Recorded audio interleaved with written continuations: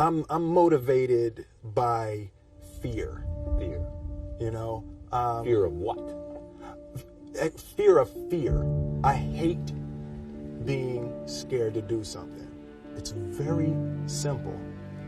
This is what I believe, and I'm willing to die for it. Period.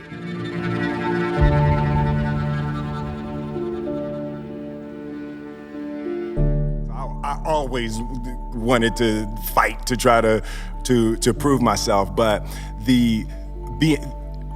fighting yourself to maintain positivity is the hardest fight you ever gonna have. You can't be scared to die for the truth. The truth is the only thing that's ever going to be constant. And you can't fear what might happen to you if you were to tell the truth. Because what happens to you if you don't tell the truth is worse than telling the truth will ever be. The first step before anybody else in the world believes it is you have to believe it. There's no reason to have a plan B because it distracts from plan A. And I think psychologically, the advantage that gives me over a lot of people that I have been in competition with in different situations is it's difficult to take the first step when you look how big the task is.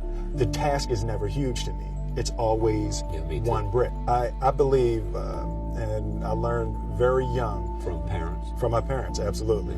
That you don't try to build a wall. You don't set out to build a wall. You don't say, I'm gonna build the biggest, baddest, greatest wall that's ever been built. You don't start there. You say, I'm gonna lay this brick as perfectly as a brick can be laid. There will not be one brick on the face of the earth that's going to be laid better than this brick that I'm going to lay in this next 10 minutes. And you do that every single day. And soon you have a wall. And soon you have a wall. The separation of talent and skill is one of the greatest misunderstood concepts for people who are trying to excel, who have dreams, that want to do things. Talent you have naturally. Skill is only developed by hours and hours and hours of beating on your craft. I always knew that I could work hard enough. There wasn't an issue with discipline, or there wasn't an issue with the ability to sacrifice or the willingness to sacrifice. This one year, my father had his shop, and he decided for whatever reason that he wanted a new wall on the front of his shop. So he tore down probably about 16 feet high and probably about 30 feet long. He just completely tore the wall down, and my brother and I had to dig a 6-foot hole. For the foundation. For the foundation. And we were mixing the concrete by hand. A year and a half. We were building this wall for a year and a half. Every day after school, we were coming, mixing concrete, putting it in the hole, doing it, and it was just myself and my little brother. And I remember standing back, looking at that wall, saying, there's going to be a hole here forever. As a child, my parents always told me you could be whatever you want to be. You could do whatever you want to do.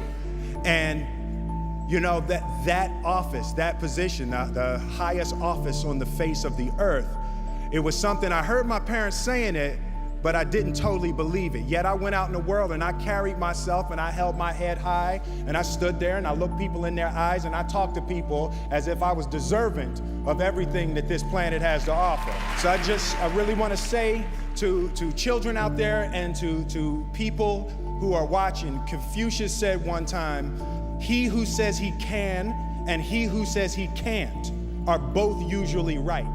A year and a half later, we laid the final brick.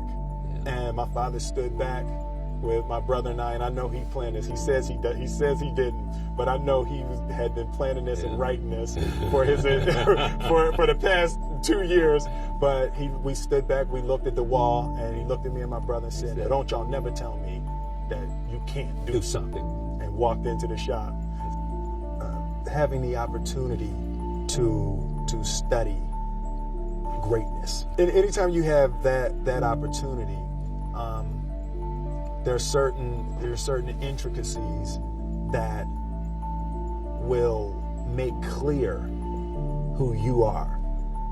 The definition of who I am is very clear to me, and it also redefines who I want to be, in that I know for a fact that I'm stronger than I thought I was.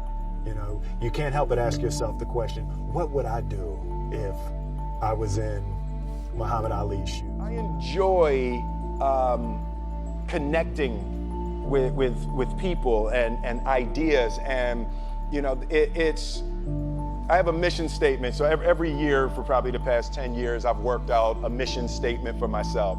And for the last few years, the mission statement has stayed the same, and it's been improve lives, right? So when I go into something, I'm looking for how the quality of this piece could potentially improve lives. But it's all along the way. It's when you make the movie and how you're interacting with people in the process. And the concept of improving lives runs through the center of everything I do. And then I realized that the way to improve lives is to continually improve yourself, right? So with that, every morning when I get out of the bed, I haven't fixed everything in the world yet, so there's always something to do. I'm not the best at anything. You know what I mean? Eddie Murphy is funnier than I'll ever be. Denzel is more powerful than I'll ever be. I think that my strength is I can do everything well. I can do a little bit of everything, and that's what I concentrate on to be my strength. I'll never be able to compete with Denzel. A few months ago, I said that I believe that if I chose to, I could be the president of the United States. And I think as I've had a chance to intellectualize why I said that. Yeah. And I think that there's a certain delusional quality that all successful people have to have. You have to believe that something different than what has happened for the last 50 million years of history. You have to believe that something different can happen. There's no easy way around it. No matter how talented you are, your talent is going to fail you if you're not skilled. If you don't study, if you don't work really hard and dedicate yourself to being better every single day. The one thing that I truly tried to communicate in the interpretation of Ali is the complex simplicity of greatness. And how greatness is not this wonderful, esoteric, elusive, God-like feature that only the special among us will ever taste. It's something that truly exists in all of us.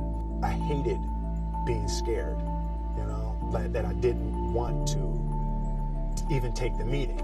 I just hated that being scared to do something.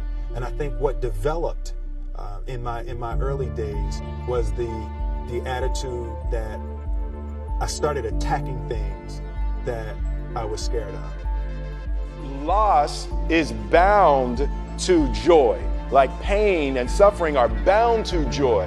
The being able to survive something is actually a big part of being able to find that next wave of joy. You appreciate smaller things.